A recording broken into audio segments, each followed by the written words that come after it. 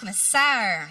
Pessoal, então hoje eu vim falar com vocês sobre Tiago 4, versículo 7. Nós vamos ficar só mais nesse texto, assim. A gente vai falar de outros textos, mas essa é a base da mensagem. Então, se você quiser abrir aí na sua Bíblia, Tiago 4, versículo 7.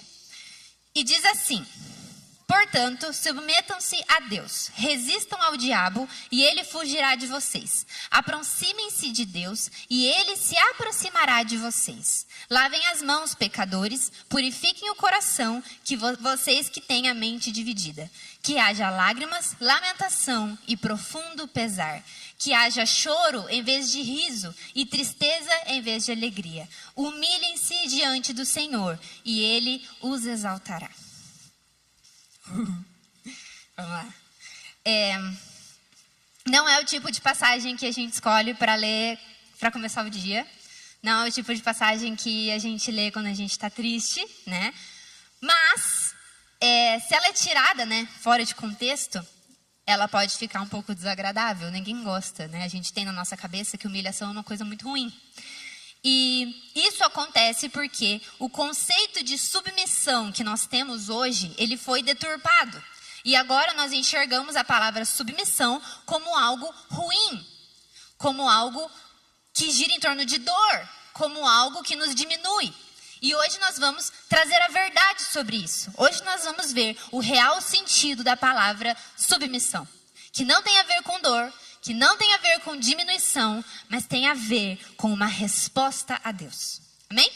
Então, aqui nesse contexto, Tiago provavelmente estava escrevendo para judeus cristãos. E ali, eles, por conta de muitas divisões dentro da igreja, eles acabaram se perdendo e começaram a banalizar alguns pecados e a relativizar algumas coisas. E os homens e as mulheres, eles estavam sofrendo uma pressão de dois lados. De um lado, eles eram pressão. Uma pressão de dois lados. De um lado, eles eram pressionados pela cultura greco-romana, que pregava, né, competição por status, as estruturas de poder e toda aquela coisa que a gente já conhece, né, a honra, você zelar pela sua honra e tal. Desse lado tinha isso, e do outro lado nós tínhamos a identidade comunitária de uma igreja que ainda estava em formação. E eles ficaram divididos. E essa divisão fez com que alguns efeitos acontecessem dentro da igreja, que é o que a gente vê nos capítulos anteriores de Tiago, né? Que ele denuncia algumas coisas que estavam acontecendo ali. As brigas, o favoritismo, a língua, né? Dos que falam demais. Esse capítulo é muito bom, inclusive, acaba com a gente.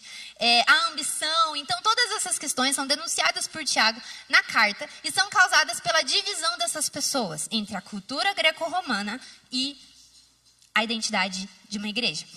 Então aqui a gente tem uma progressão muito legal no texto e eu vou associar a algo que eu fui inventar de mostrar a mensagem para o Bonfim. E ele trouxe uma visão muito legal do tabernáculo. Então nós vamos associar alguns trechos da mensagem à estrutura do tabernáculo. Se você é novo convertido ou se você ainda não chegou nessa parte de ver sobre isso, o tabernáculo, ele é descrito em Êxodo, em Levíticos. Então, se você quiser saber um pouco mais, você pode ler essas passagens, que fala tanto sobre a construção dele, quanto ele sendo vivido. Mas ele é basicamente, para vocês não ficarem perdidos, ele era um templo. Ele era a forma que as pessoas acessavam a Deus antes de Cristo vir como homem. Então, só para contextualizar, porque talvez tenham pessoas que não saibam, mas dentro do tabernáculo tinham algumas etapas que precisavam ser cumpridas, né? Um ritual ali que era muito sério. E o Santo dos Santos, que era o lugar de maior autoridade, o lugar de maior glória, o lugar que a presença de Deus era muito intensa, só podia ser acessada pelo sumo sacerdote, que era o líder lá. Então, era uma estrutura que acontecia no Antigo Testamento. Depois que Jesus vem e o sacrifício, ele morre na cruz, nós não precisamos mais da estrutura do tabernáculo, nós não precisamos mais sacrificar animais para acessar a Deus, porque Cristo proporcionou isso através do sangue que ele derramou por nós. Amém? Então, só para contextualizar vocês. Então, nós vamos falar sobre isso, porque a Bíblia é viva. E, da mesma forma que aquelas pessoas que, para quem Tiago escrevia, estavam divididas, nós também sofremos com essa pressão. Nós também sofremos a pressão da cultura greco-romana, apesar de ter mudado de nome, de ter mudado de era. Nós também sofremos essa pressão. Nós também sofremos essa influência de divisão. E por isso nós vamos encarnar essa palavra hoje. Amém? Vamos então para o versículo 7 que diz: portanto, submetam-se a Deus, resistam ao diabo e ele fugirá de vocês. Aqui, quando ele está falando portanto, é porque ele está concluindo uma ideia. Ele estava falando de algo antes e ele está finalizando aqui, ele está fechando. Então essa é a conclusão do que ele tinha dito antes. O que ele tinha dito antes? Ele tinha dito sobre Provérbios. Ele tinha citado a passagem de Provérbios onde fala que Deus resiste aos orgulhosos, mas dá graça aos humildes. E ele fala sobre isso e depois ele diz: portanto, submetam-se a Deus. Então, essa passagem de Tiago 7 ao 10 não é a construção da ideia, é a conclusão da ideia. Então, ele conclui ali o que ele está ensinando para a gente. A palavra submeter, isso é muito legal. Fiquem comigo. A palavra submeter nesse trecho, ela é, no original, o potássio. Não sei falar, Fábio Castro me corrija depois. E ele era usado num contexto militar. Ou seja, ele significava organizar as tropas de uma forma específica sob o comando de um líder. Isso era submeter. Essa palavra tem esse sentido. E fora do contexto militar, ela significa uma atitude voluntária de ceder. Se é voluntário, então você não está sendo obrigado, forçado a fazer. Amém? Isso é o sentido da palavra submeter. Basicamente, ele está dizendo aqui que se você se coloca nesse lugar de submissão a Deus, o diabo fugirá de você, sem esforços. Submetam-se a Deus e o diabo resistirá a vocês. Então, ele não diz: submetam-se a Deus, faz muito jejum, ora muito, serve muito, seja o líder, seja o maioral, canta muito louvor, trabalha muito, e daí o diabo fugirá de você. Não, submeta-se a Deus e o diabo fugirá de você. É simples, porque não é pela nossa força, mas é pelo poder de Deus. Isso é muito, muito bom, porque a ordem é muito clara. Primeiro você se submete, depois há a resistência ao diabo. Então, isso já nos pega um pouco, porque talvez as nossas lutas, as nossas batalhas, né? Talvez a gente não esteja conseguindo vencer dependências emocionais, vícios, hábitos. Talvez você ainda sofra com paralisia do sono e com pesadelos e com perseguição de talvez até espíritos malignos no seu quarto. Talvez você ainda sofra com tudo isso simplesmente porque você ainda não submeteu o controle a Deus. Simplesmente porque você ainda não entendeu que quem controla é Ele. E que quem vai fazer as trevas fugirem é Ele. E que a força está nele. Isso é muito bom e tira um grande fardo das nossas costas. Porque muitas pessoas buscam autoridade espiritual, mas não querem passar pela etapa da rendição primeiro. E não existe isso. Não podemos confrontar as trevas com as nossas próprias forças. Nós precisamos, antes de confrontar, nos render, nos curvar ao governo de Deus. Então, primeiro, submetam-se a Deus. Depois, o diabo fugirá de vocês. Então, aqui ele traz essa palavra, o potássio, traz esses dois sentidos, submissão e resistência. Então, o que a gente está vendo aqui é que submissão é um posicionamento estratégico de guerra. Você quer guerrear? Você quer vencer? Você quer ser vitorioso? Se submeta ao Senhor. É uma posição estratégica. Eu me posiciono em submissão. Nossa, isso é muito, muito legal. Porque quando Tiago está citando Provérbios e ele diz que Deus se opõe aos orgulhosos, mas concede graça aos humildes, é uma questão lógica o que ele está trazendo aqui. Se Deus é atraído pela humildade dos que se submetem, então o diabo é atraído pelo orgulho dos que resistem. O que o diabo quer fazer? Ele quer distrair os seus olhos. Todo aquele que não vê a Deus e que não se submete, então é porque está olhando para si mesmo. Não é à toa que quando ele tentar Jesus, ele tenta chamar a atenção de Jesus para tudo que distraísse os olhos dele do Pai. O prazer, tentou chamar a atenção de Jesus para a fome que ele estava sentindo, para o poder, para a autoridade que ele podia ter.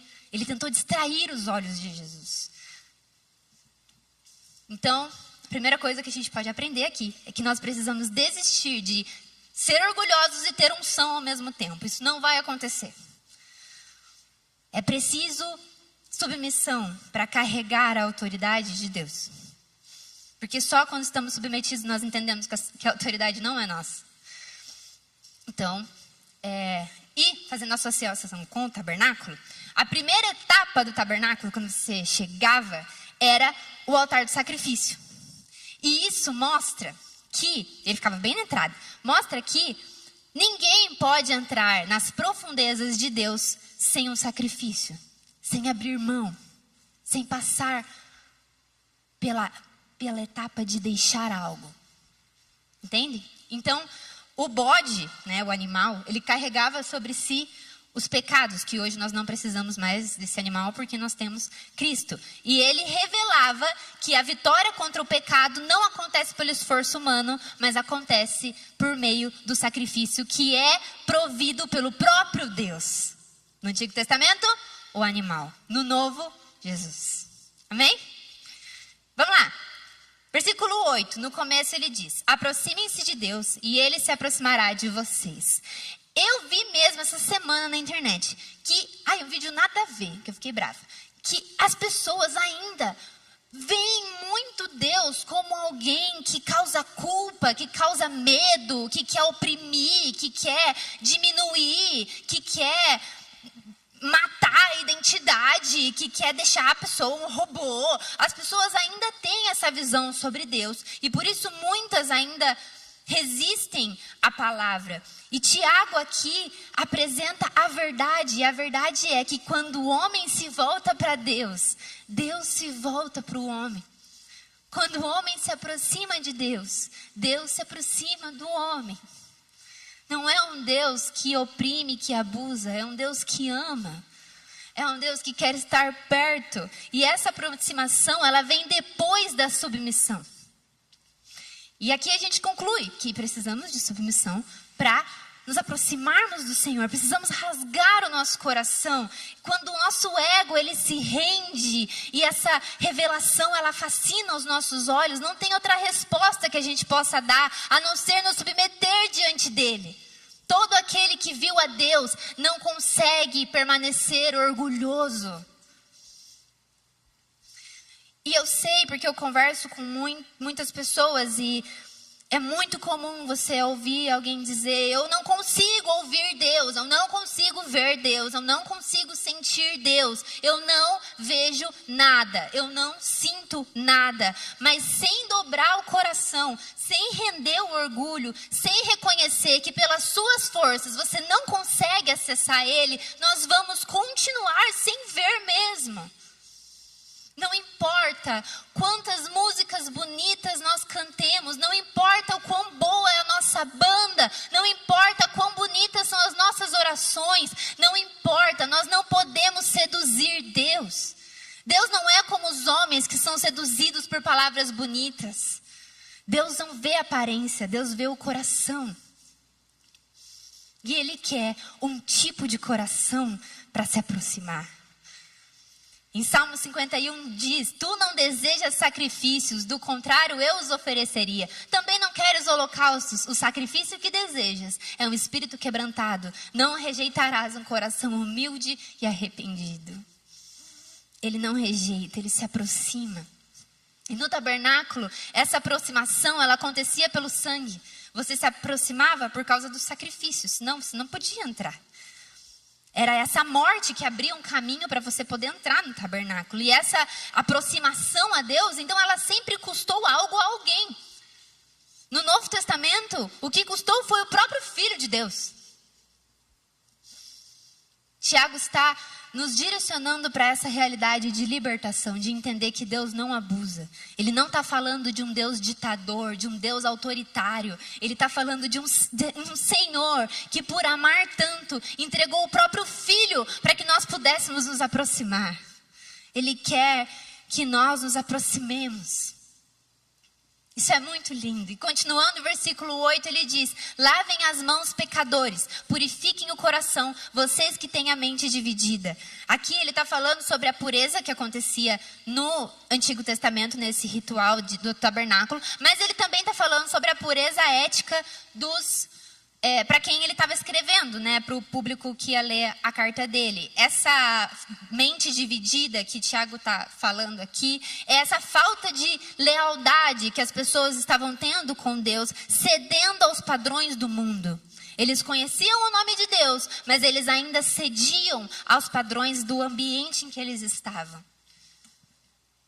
E trazer esses termos de lavar as mãos e purificar o coração, que são do Antigo Testamento, mostram que apesar de nós não precisarmos mais matar animais para acessar a Deus, ainda é possível conservar mãos limpas e um coração puro, porque nós não precisamos mais dos animais, mas nós temos Cristo.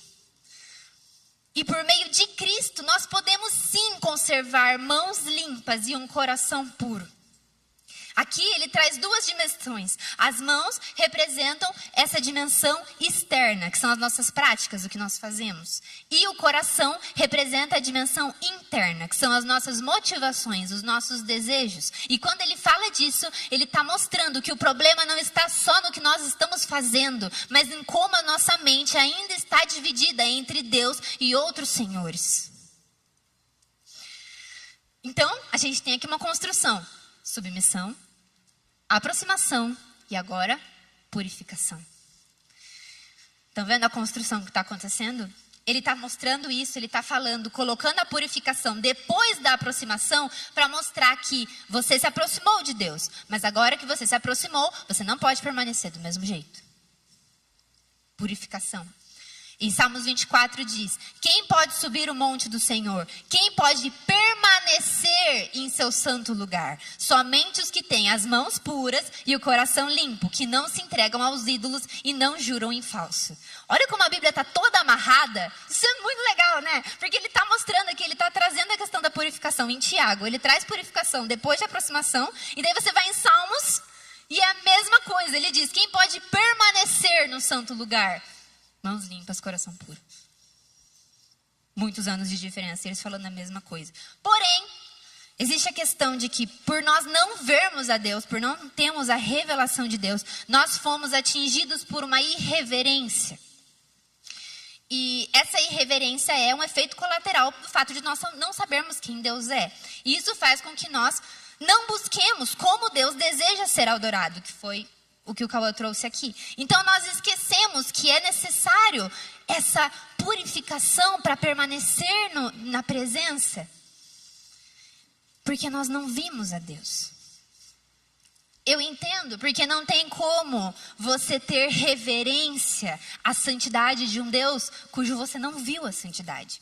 Às vezes a gente canta que Ele é santo e a gente fala que Ele é santo, mas nós não vimos a santidade dEle, nós não fomos esmagados pela santidade dEle, você não contemplou a santidade dEle. Então na hora do culto, na hora que você vive, na hora da adoração que é a sua vida, você não tem reverência, porque você não viu.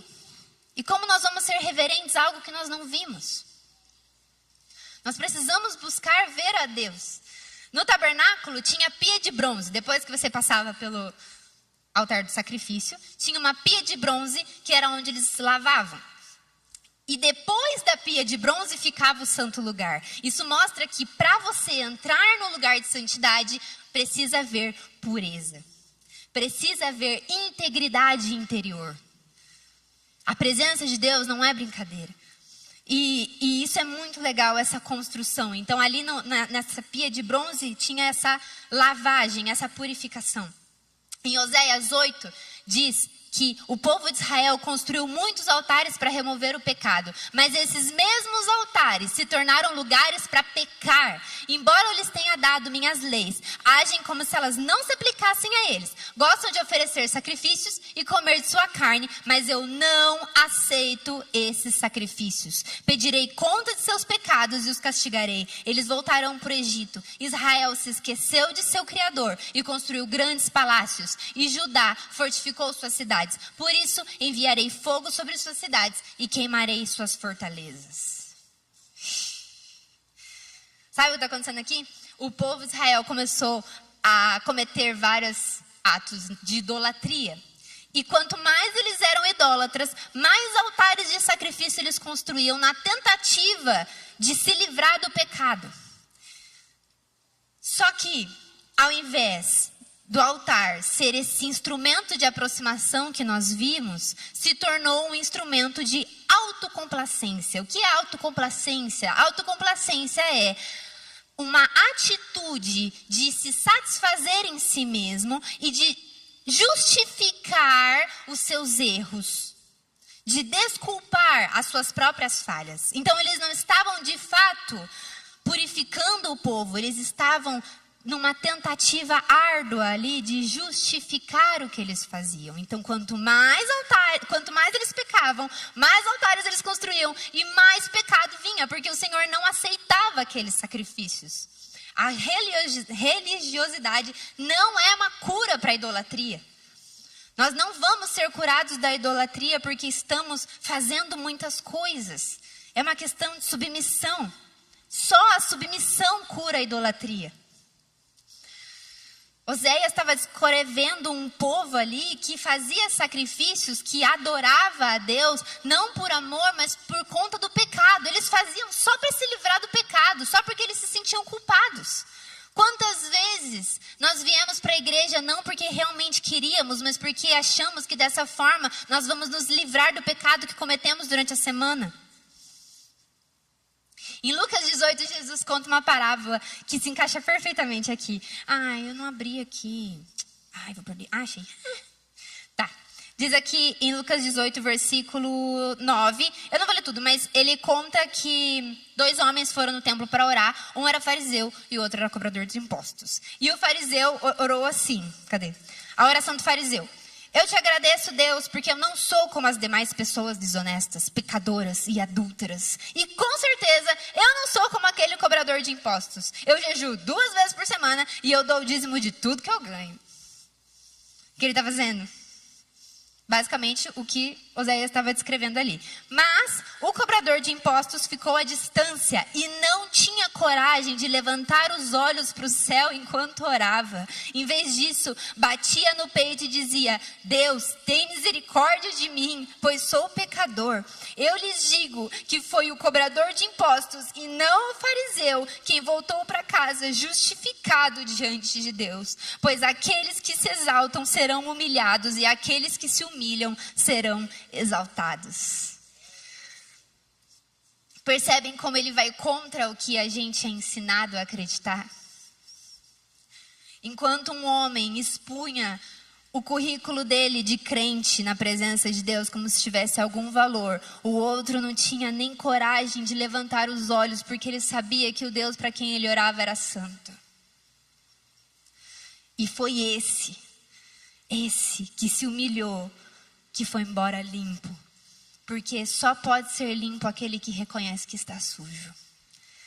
E o fariseu foi embora do mesmo modo que entrou, como tantas vezes nós também fazemos. A palavra de Deus, ela vem para nos orientar, ela vem para nos definir, ela não vem para condenar. Em João 6, versículo 60, acontece algo muito triste ali. Essa passagem é muito forte, onde Jesus termina uma mensagem e os discípulos viram para ele e falam: sua mensagem é dura, quem é capaz de aceitá-la? E Jesus, sabendo que os seus que os seus discípulos reclamavam, disse: isso os ofende? Então o que pensarão se virem o Filho do Homem subir ao céu onde estava antes? Somente o Espírito da vida, a natureza humana não realiza coisa alguma. E as palavras que eu lhes disse são espírito e vida, mas algum de vocês não creem em mim. Ele estava confrontando o orgulho daqueles discípulos. Mas, então, muitos discípulos se afastaram dele e o abandonaram. Eles foram embora. Então Jesus se voltou para os 12 e perguntou: vocês também vão embora? E Simão Pedro respondeu: Senhor, para quem iremos? O Senhor tem as palavras da vida eterna. Nós cremos e sabemos que o Senhor é o Santo de Deus. Esse contraste é muito legal, porque enquanto alguns discípulos dizem que as palavras de Jesus são duras e insuportáveis, outros discípulos dizem que são de vida eterna e que não tem para outro lugar para onde eles irem, senão para aquele que diz aquelas palavras. Olha a diferença. Enquanto um homem que é ofendido, que tem o coração ofendido, que tem o ego ferido, vê as palavras de Jesus com dureza, um filho vê como vida eterna. A palavra de Deus nos purifica. Nós precisamos entender que essa Bíblia, essas palavras são de vida. Todo aquele que ver o Senhor e se submeter também está disposto a ser purificado pelas suas palavras. E aqui a gente entende que aqueles que não estão dispostos a serem purificados pela palavra também não estão dispostos a ficar. Eles vão embora, eles abandonam. E depois, no versículo 9, a gente lê: que haja lágrimas, lamentação e profundo pesar, que haja choro em vez de riso e tristeza em vez de alegria. Que chato, né? O nosso orgulho e a nossa natureza, nós somos manipuladores por natureza. E muitas vezes nós conservamos uma atitude manipuladora diante de Deus. Nós manipulamos até mesmo o nosso arrependimento. Muitas vezes nós somos muito bons em fazermos uma adoração melancólica e triste e bem deprê, mas não fomos ainda atingidos pelo choro que flui de um nível de arrependimento genuíno. Tiago está falando sobre as lágrimas ali e sobre esse pesar, porque segundo os teólogos as pessoas não estavam levando muito a sério o peso do que elas estavam fazendo. E ele está apontando para um lugar, porque a gente viu a submissão, aproximação e purificação. E depois que você passa pela purificação, você entende à luz de Deus a gravidade dos seus pecados. E isso leva ao arrependimento. Viram como arrependimento não é algo momentâneo, não é algo que acontece do nada, num culto aleatório, daí você recebe um abraço e fica tudo bem. Ele é construído, o arrependimento ele vem da revelação de Deus. Só que na nossa cultura a gente tem um pouco de dificuldade de entrar nesse lugar, porque nós somos movidos pelos hormônios do prazer, hormônios da felicidade, e a gente quer tudo fácil e a gente fica um pouco perdido de ver uma orientação dessa, né? Mas se te consola, essa orientação de Tiago, ela não é um cenário permanente. Ele não está dizendo que haja choro, que haja tristeza, que haja sofrimento todos os dias da sua vida até que Cristo vem. É um momento.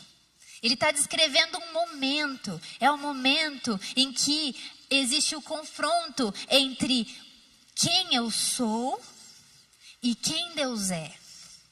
Quando nós vemos quem Deus é e quem nós somos, nós entendemos a grande diferença. E é aí que surge o arrependimento. É um momento. É o momento do confronto.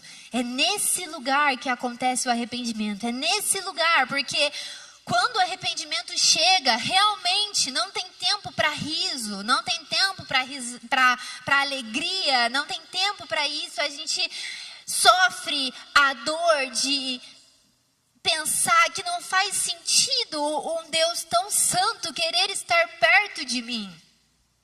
Que não faz sentido mesmo. Quando eu vejo Deus, eu entendo que não faz sentido alguém como Ele querer se aproximar de mim. E é aí que surge o arrependimento, é aí que surge o desespero. É quando a conta não bate e você sabe que a única forma disso acontecer é porque Ele ama demais. O arrependimento só acontece quando há a revelação do amor de Deus. Não é uma tristeza de quem foi ofendido, é a tristeza de alguém que teve o coração iluminado e foi constrangido pelo amor. No tabernáculo, depois da pia, tinha o santo lugar. E lá tinha a mesa, que representa a comunhão.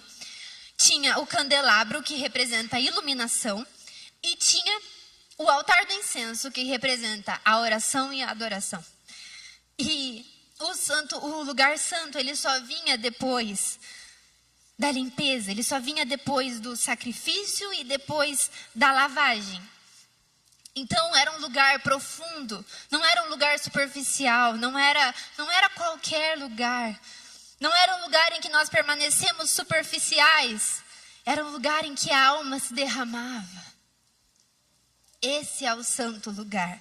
Depois no versículo 10, ele encerra dizendo: humilhem-se diante do Senhor e Ele os exaltará. Tiago está terminando essa orientação com uma promessa. De que depois da humilhação voluntária diante de Deus, acontece uma exaltação graciosa. Enquanto essa cultura que oprimia as pessoas ali diziam: não, você tem que reconhecer seu valor, que é o mesmo que dizem pra gente. Você tem que reconhecer seu valor, você tem que prezar pela sua honra, você tem que batalhar pelo seu sucesso. Tiago traz a verdade de que nós precisamos permitir que Deus trate a nossa honra. Precisamos abandonar o trono do ego e receber o que Ele quiser nos conceder. Não é o seu conceito de sucesso. Não é o que você considera um sucesso. Não é o seu sonho. É o que Ele quiser conceder. Ele os exaltará. Toda vez que eu venho, eu recomendo um livro. E essa vez eu vou recomendar esse. Que é Humildade, a Beleza da Santidade. Desse cara, Andrew Murray. Ele é maravilhoso. E ele diz assim: somente a auto-humilhação será exaltada. No templo, na presença e na adoração a Deus, tudo que não é permeado por uma profunda e verdadeira humildade diante de Deus e dos homens é sem valor. Aqui está o caminho para a vida superior. Baixo, mais baixo. Muito lindo. Qual é o segredo para a vida superior? Baixo. Vai mais baixo. Isso é muito forte e vale ressaltar que a auto-humilhação que ele fala aqui não é autoflagelação. Não é ficar se lembrando do que você fez 10 anos atrás. Não é ficar se fazendo de coitado diante de Deus. Deus não tem dó, Deus tem compaixão. E a revelação da compaixão dele já foi feita naquela cruz. Nós não precisamos nos fazer de coitados diante dele, porque já foi tudo justificado.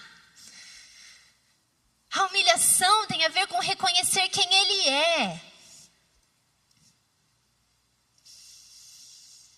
Nós não precisamos mais buscar aprovação, validação e sucesso nos parâmetros humanos, porque aqueles que estão dispostos a passar por esse processo da submissão, da aproximação, da purificação.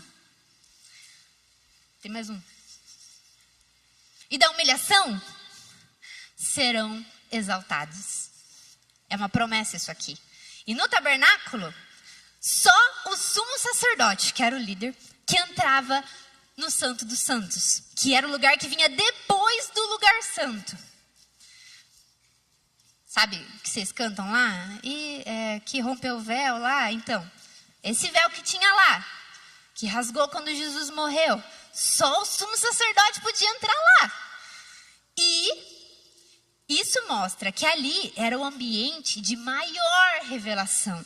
Era um lugar de maior glória. Era o lugar onde a presença de Deus era palpável, era intensa. A Bíblia diz que os homens saíam de lá puxados por uma corda, porque eles desmaiavam. E esse lugar de maior revelação é o lugar que exigia maior submissão, maior humilhação. Os homens entravam lá tremendo. Nenhum orgulho sobrevive diante da presença palpável de Deus. Toda essa estrutura aponta para as realidades, para a realidade celestial. Tudo isso aponta para um lugar.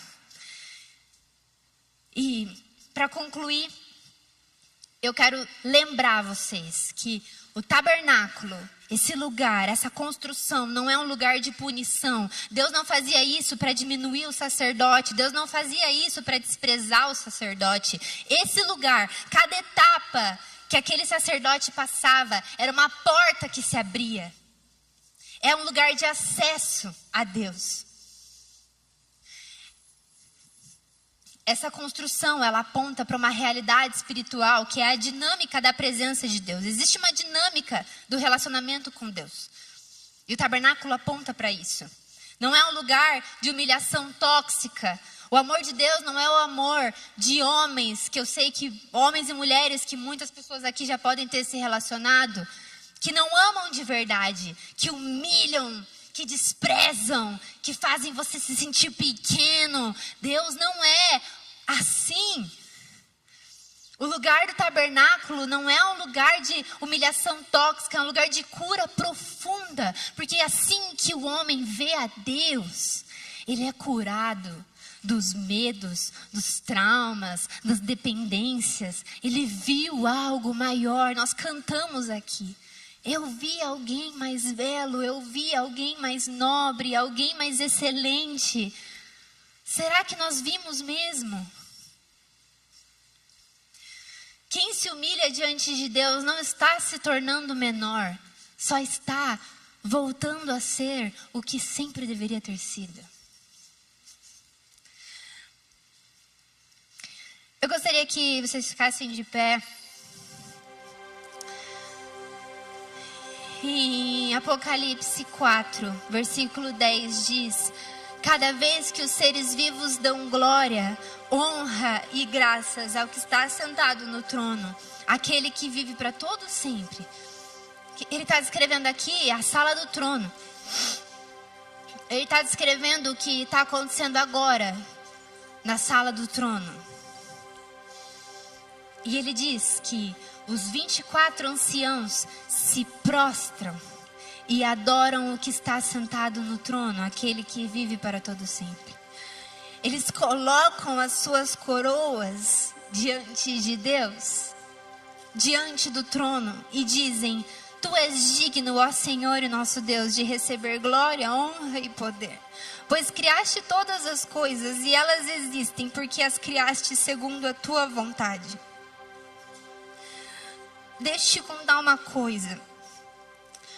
Agora mesmo, na sala do trono, trono de Deus, 24 anciãos estão continuamente deixando suas coroas diante do trono e dizendo: tu és digno, Senhor. E posso falar, lá não tem ninguém pecando. Porque submissão a Deus não é resposta para o seu pecado. Submissão a Deus não é só para você se livrar dos seus pesadelos. Submissão a Deus não é só para você conquistar o que você quer. Eu vou entregar para Deus e Ele vai resolver para mim. A submissão diante de Deus está acontecendo agora na sala do trono. Não porque os anciãos têm problemas e só Deus pode resolver. Mas é porque a submissão é uma resposta a quem Ele é. Não é por causa do pecado, é porque Ele é digno. Nós não fazemos nada por causa do pecado. Nós fazemos porque Ele é digno.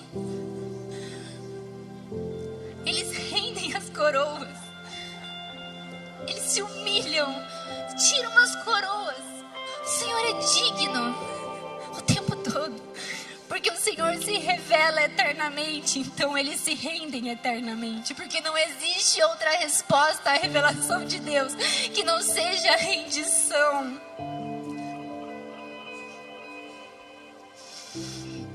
Quando a gente ora, seja na terra como no céu, é isso que nós estamos chamando.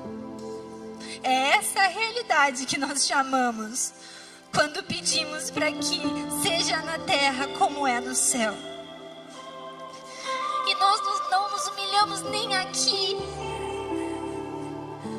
Nós estamos prontos para viver a realidade que nós estamos chamando, de render as coroas, porque Ele é digno. Eu queria te convidar a fechar os olhos agora. E que nós possamos fazer mais do que cantar. Porque a adoração sem submissão, essas adorações sem rendição verdadeira, elas são só canções. Vamos fazer mais do que cantar agora. Vamos, se você está disposto, lembrando que é voluntário, se você está disposto, submeta-se a Ele agora, humilhe-se a Ele agora, feche seus olhos, não olhe para ninguém, submeta-se a Ele. Declare o quanto você precisa, de Jesus. Nós precisamos de Jesus para ver a Deus. Senhor, nós não conseguimos te acessar se não for por meio do sacrifício que o próprio Deus proveu.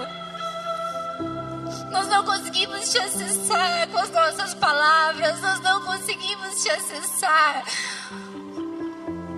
com o nosso método, com a nossa religiosidade, com os nossos devocionais bem feitos. Nós precisamos de Jesus. Nós precisamos de Jesus. Declare em voz alta o quanto você precisa de Jesus. Submeta-se a Ele. Nós não somos capazes de nada sem Jesus. Nós não queremos só cantar, Senhor. Nós não queremos só cantar. Nós queremos entrar. Nós queremos entrar no Santo dos Santos. Nós queremos entrar onde nada mais tem valor além da Tua presença. Nós queremos entrar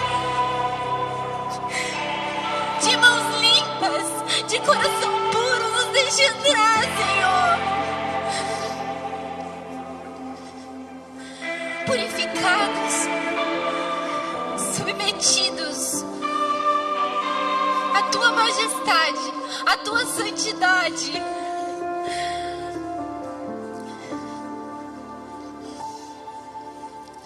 Peça para o Senhor se aproximar de você.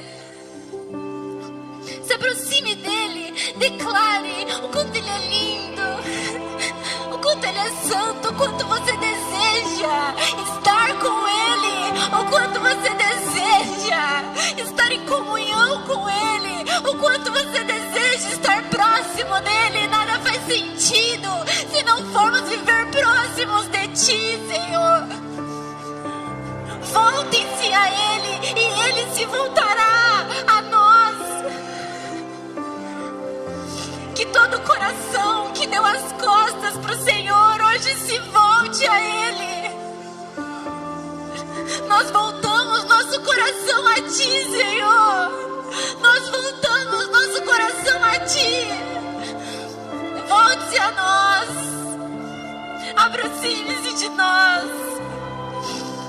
Nós precisamos de Ti.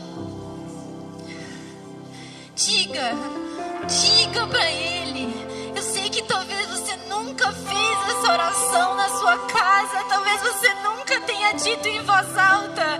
Diga: eu preciso de Jesus, eu preciso do Senhor. Eu me submeto a quem o Senhor é. Eu me submeto a quem o Senhor é. Eu me submeto à revelação de Deus. Nós somos Deus, Senhor. Nós somos Deus, Senhor. Se você não consegue falar, force, nem que seja para repetir o que eu estou falando. A sua carne não quer, a sua natureza não quer, mas diga que você quer Ele perto de você. Faça uma oração de criança, que você só quer ver Ele. Um coração contrito, o Senhor não rejeita.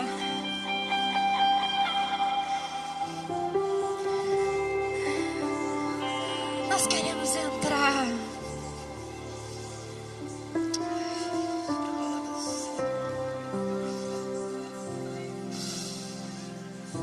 Abre os nossos olhos, Senhor. Nós queremos entrar no Santo dos Santos, onde a presença. Nós queremos entrar onde a presença está, onde a glória é tão grande, onde a revelação é tão profunda. Nós queremos entrar. Marca-nos.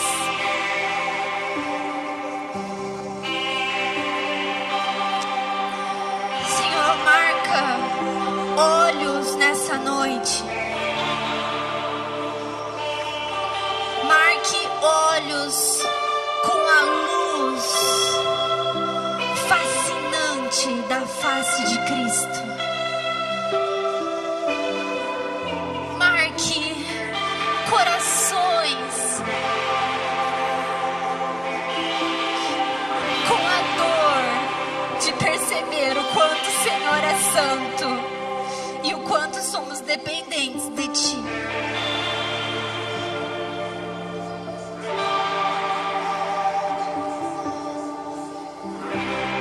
Nós vamos adorar ao Senhor.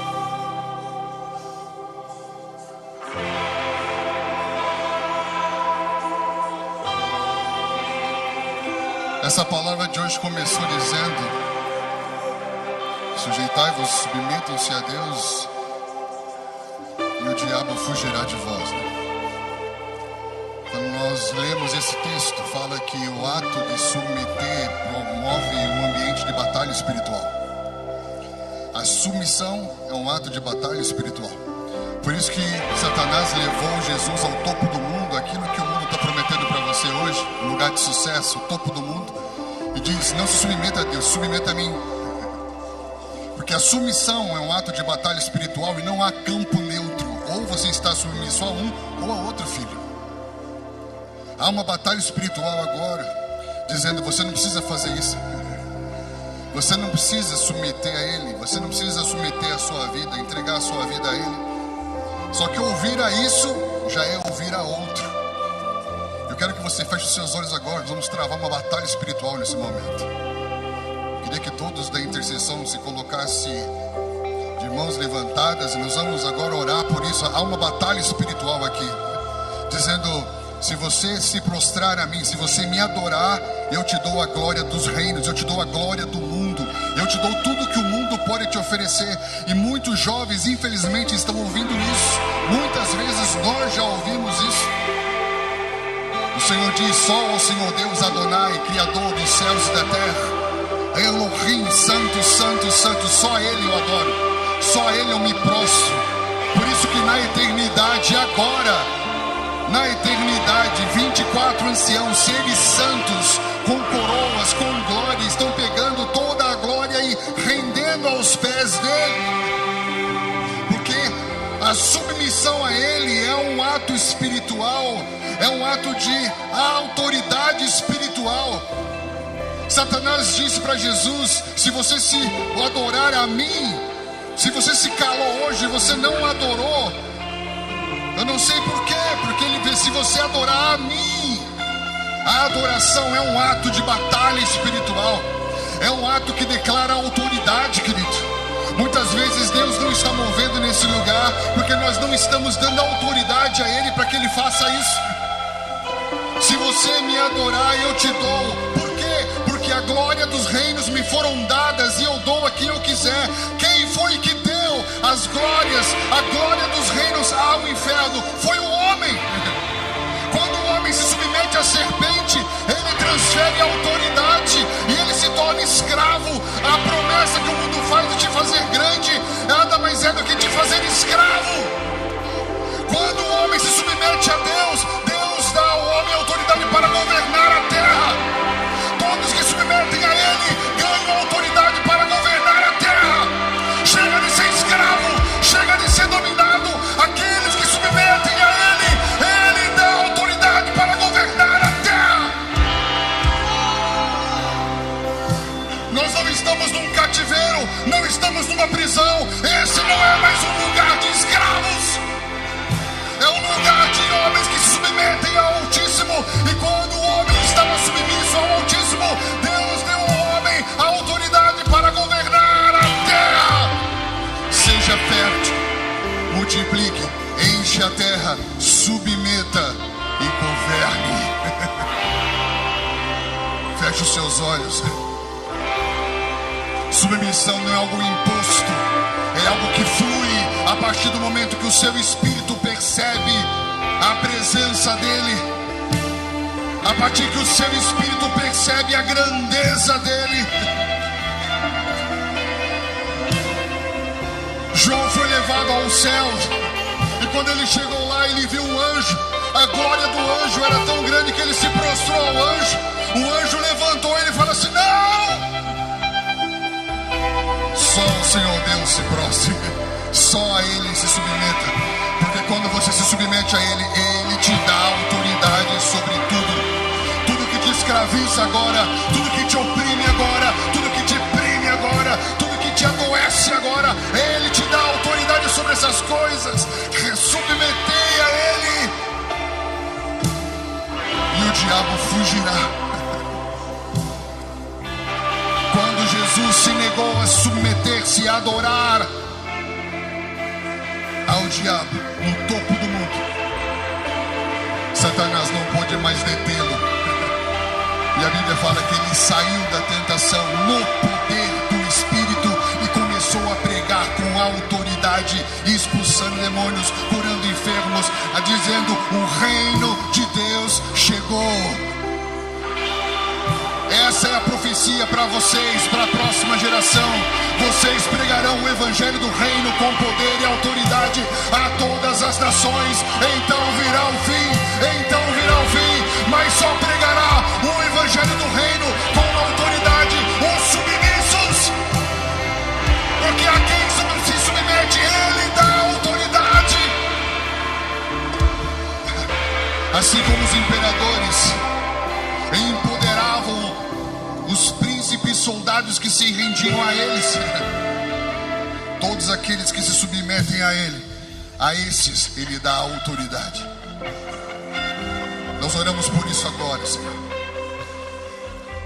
Nós oramos por isso agora, para que o povo pudesse entrar no tabernáculo. Havia um sangue derramado sobre um bode levado para Azazel no deserto, que era o anjo da morte. Havia uma batalha espiritual para que eles pudessem acessar a presença. E nós estamos declarando agora que essa batalha espiritual foi vencida. A morte foi vencida. O inferno foi exposto publicamente. Todo o tratado de dívida contra nós foi rasgado. Foi vencido. Jesus venceu.